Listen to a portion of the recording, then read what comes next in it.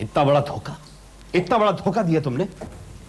तुम तो ऐसी बात कर रहे हो जैसे कि गायत्री की जिंदगी मैंने बर्बाद कर दी है। कोई कसर भी नहीं छोड़ी तुमने। तुम अच्छी तरह जानती हो कि विक्रम किस तरह का लड़का है और फिर भी तुम गायत्री की बलि चढ़ा रही हो, उसे नरक में झोंक रही हो। क्यों कर रही हो तुम इस तरह? मैंने ऐसा कुछ भी नहीं किया। तुम शायद भूल रहे हो कि कैलाश नाथ शर्मा इस शहर का बहुत बड़ा आदमी है और उसके साथ रिश्ता जोड़कर मैं मेरी एक पोजीशन बना सकती हूँ। किस पोजीशन की बात कर रही हो तुम? सोशल पोजीशन की बात कर रही हूँ। बिजनेस कॉन्टैक्ट्स, अपने बच्चों की शादी अमीर खानदानों में। मेरी जिंदगी की सारी तमन्नाएं पूरी हो सकती है, लेकिन ये बात तुम्हारे समझ में नहीं आ सकती। क्या मतलब है तुम्हारा? शायद तुम भूल चुके हो कि मेरी जिद की वजह से तुमने वो गवर्नमेंट वाली नौकरी छोड़ दी, नहीं तो आज तक तुम उस जूनियर इंजीनियर की पोजीशन पर रहते। ये बंगला, गाड़ी, फैक्ट्री, ये सब कुछ मेरी बदौलत है। कैलाश नाथ शर्मा के साथ ये रिश्ता जोड़कर मैं लाखों का कारोबार करोड़ों में बदलना चाहती हूँ। और इसके लिए तुम गायत्री का इस्तेमाल कर रही हो? What nonsense! गायत्री पे तो मैंने एहसान किया, वरना उस लड़की का फ्यूचर क्या था? अगर ऐसा ही है तो तुमने अपनी बेटियों का रिश्ता क्यों नहीं किया विक्रम के साथ? गायत्री का रिश्ता क्यों किया? बोलो, जवाब दो। चुप क्यों गई? बोलो, बोलती क्यों नहीं? क्योंकि गायत्री मेरी भांजी है, मेरी बेटी नहीं। वही असली बात जबान पे आ गई। कहां जा रहे हो? उसके जख्मों पे मरहम लगा ले। तुम्हारे कांटे का कोई इलाज तो है नहीं मेरे पास, लेकिन फिर भी मैं कोशिश कर रहा हूं। तुम्हें जो कहना है तुम कह सकते हो, लेकिन मैंने जो कुछ किया है वो अपने परिवार, बच्चों और पति के लिए किया है, और जो कुछ हुआ है वो अब बदल नहीं सकता। और अगर तुमने बदलने की कोशिश की तो मैं बदलने नहीं दूंगी।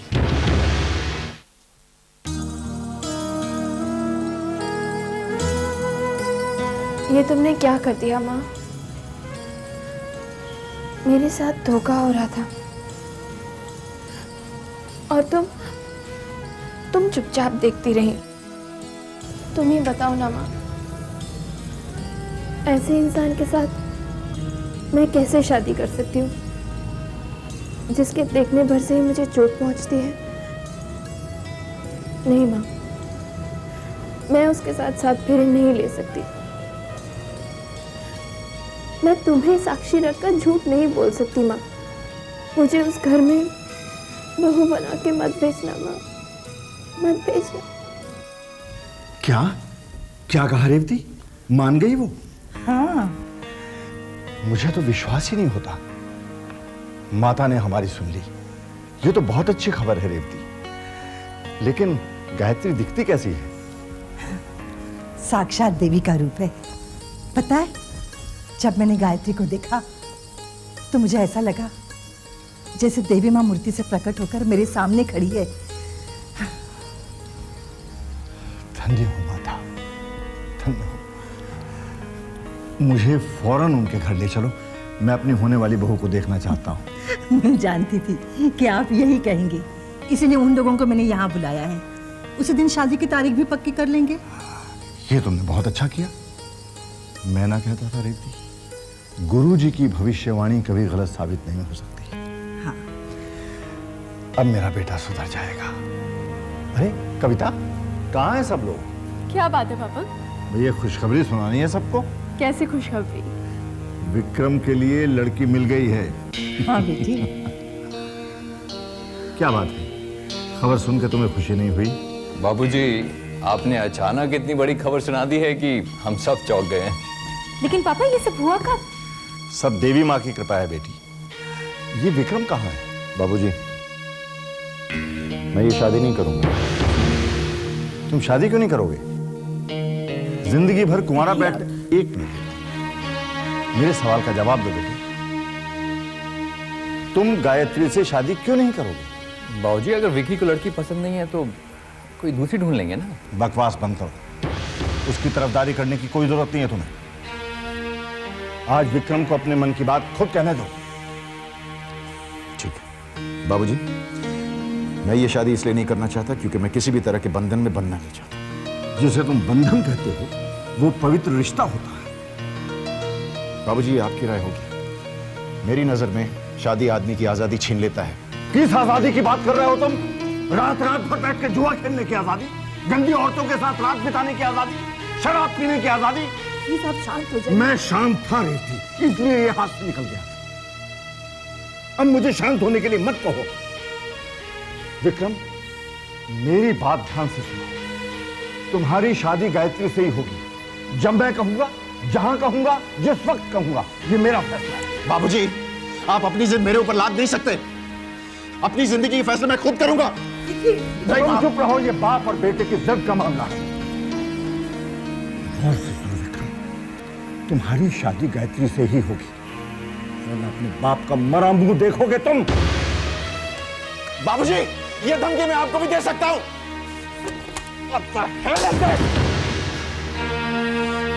मां, ये शादी मैं नहीं करूंगा, समझा दीजिए इन्हें। अपनी जिंदगी के फैसले मैं खुद करूंगा।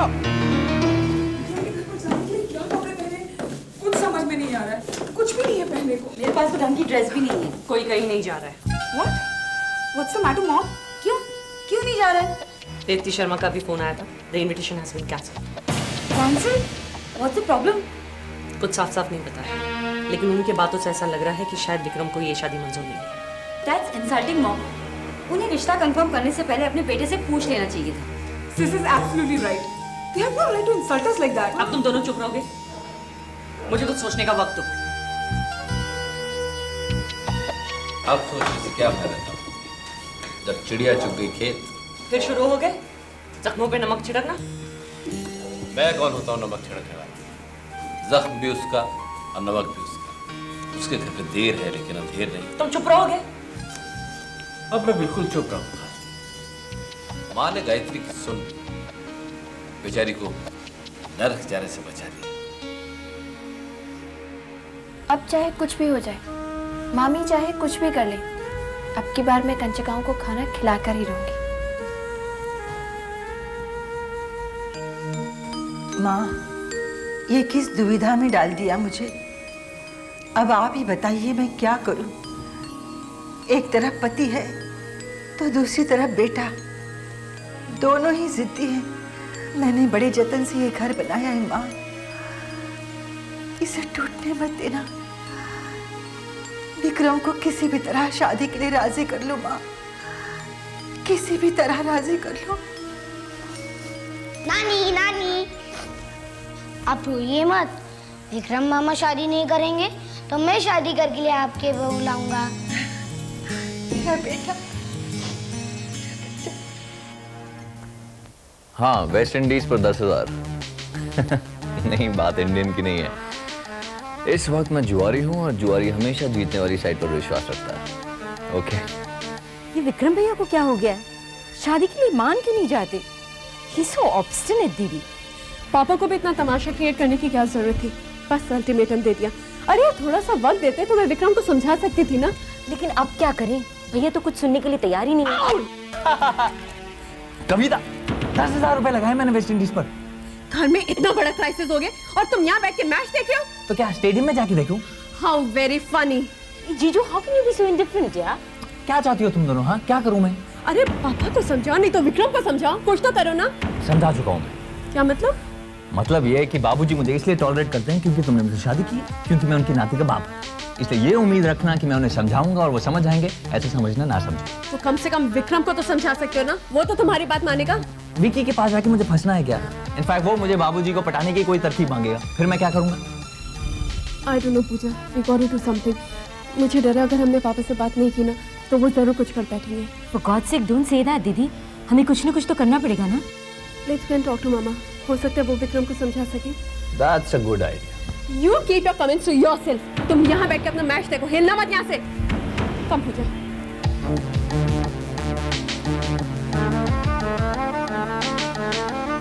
फायदा इसी में है कि बाप बेटे में टेंशन बढ़ता रहे ताकि बिजनेस का पूरा कंट्रोल मेरे हाथ में आ जाए।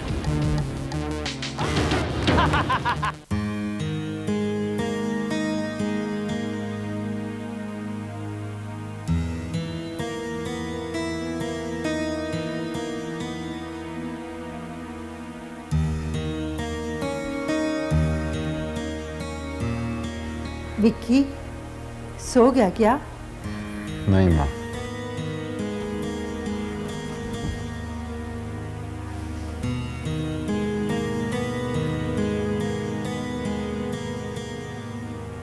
बेटे, मैं तुमसे कुछ कहने आई थी। मैं जानता हूँ क्या कहने वाली है। नहीं बेटा, जो तुम जानते हो वो दोहराने से क्या फायदा। तो फिर क्या बात है? मैं जो बात तुमसे कहने आई हूँ वो शायद कभी किसी माँ ने अपनी बेटी से कही होगी। ऐसी क्या बात है? अपनी माँ को विधवा होने से बचा लो बेटा। तुम्हारे बाबूजी अपनी जिद के पक्के हैं, अपनी बात से पीछे नहीं हटेंगे। वो अपनी जान दे देंगे। वो मैं तुम्हारे पैर पड़ती हूँ बेटा, मेरी बात मान लो। क्या कर रही हो माँ? क्या कर रही हैं आप? तो फिर तुम्हें बता मैं क्या करूं? तुम्हारे और तुम्हारे बाबूजी की जिद के आगे मैं बेबस हो गई हूँ। तो फिर माँ, आप बाबूजी को जाकर क्यों नहीं कहते कि अपनी जिद छोड़ दें? जिस दिन तुम्हारे बाबूजी ने मेरी मांग में सिंदूर भरकर मुझे पत्नी का हक दिया था, उसी दिन मैंने भी उन्हें कुछ हक दिए थे। मैं उनकी बात के खिलाफ नहीं जा सकती बेटा, लेकिन मैंने तुम्हें अपनी कोख से जन्मा है, तुम पर मेरा हक है। मैं तुम्हारे आगे भीख मांगती हूँ कि मेरी बात मान लो बेटा।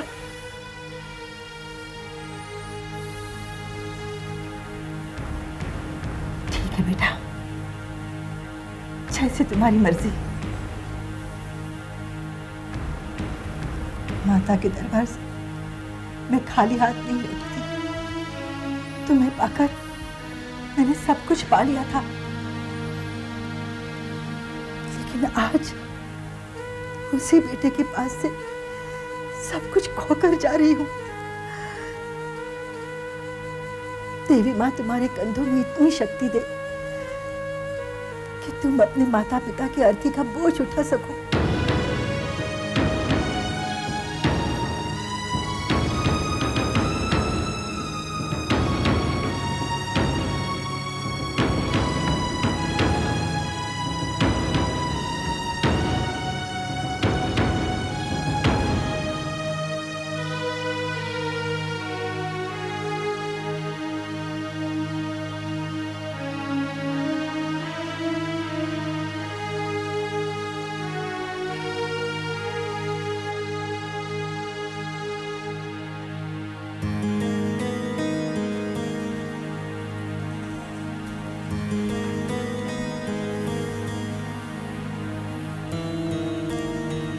कहाँ गई थी रेवती?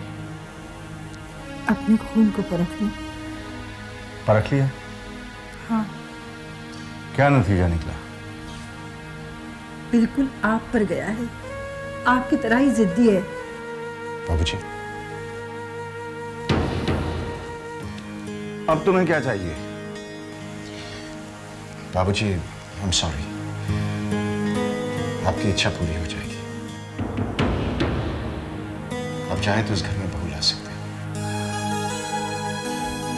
रेवती, क्या तुमने भी वही सुना जो मैंने सुना?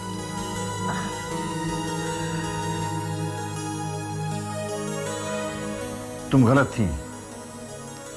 मेरा बेटा मुझ जैसा जिद्दी जरूर है, लेकिन वो गया तुम पर है। गायत्री के घर वालों को फोन करो, मैं अपनी होने वाली बहू को बहुत जल्दी देखना चाहता हूं। Vicky, my son.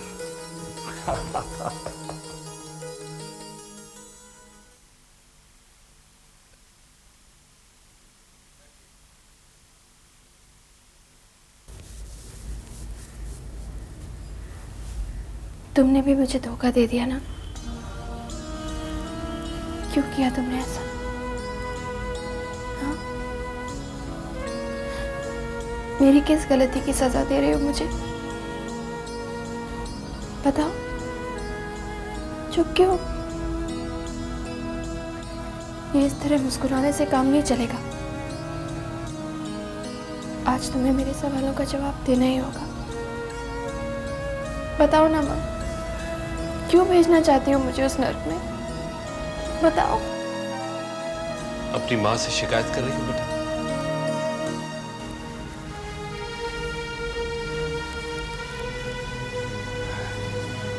और मैं कर भी क्या सकती हूँ मामा? बेटा परेशान मत हो।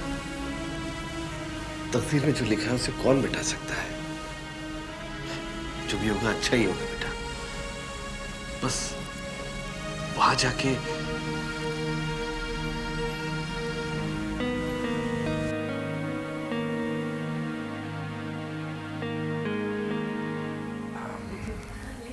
यहाँ पे रखा है। Thank you.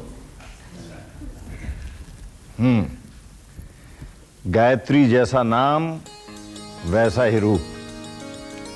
तुमने बिल्कुल सच कहा था रीति। गायत्री तो साक्षात देवी है। हमारे बेटे के लिए हमें ऐसी दुल्हन चाहिए थी। बेटी, तुम्हें इस शादी से कोई एतराज तो नहीं है? ये तो गायत्री की खुशकिस्मती है कि वो आपके घर पे बहू बनकर आ रही है। तो फिर ठीक है सत्यन साहब, आपकी भांजी हमारे घर की बहू बन गई। अब आप जल्दी से जल्दी शादी की तारीख तय करवाएं। बिल्कुल। ये लो, विक्रम भी आ गया।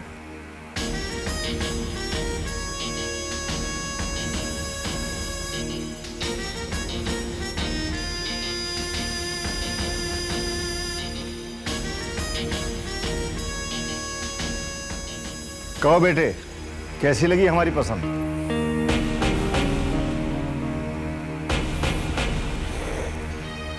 बिल्कुल आप ही की पसंद है बाबूजी।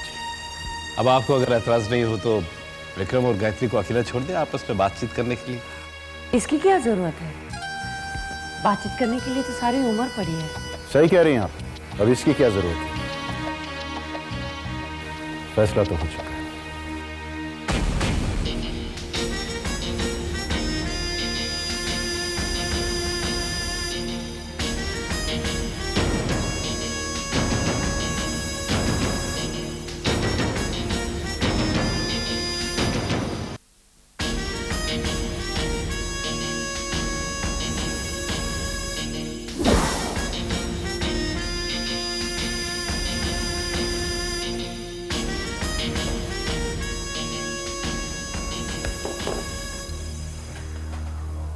क्या हुआ जीजा, आज कुछ ज्यादा ही गम गलत कर रहे हैं आप? मेरी लाख कोशिशों के बावजूद तू फंस गया विकी।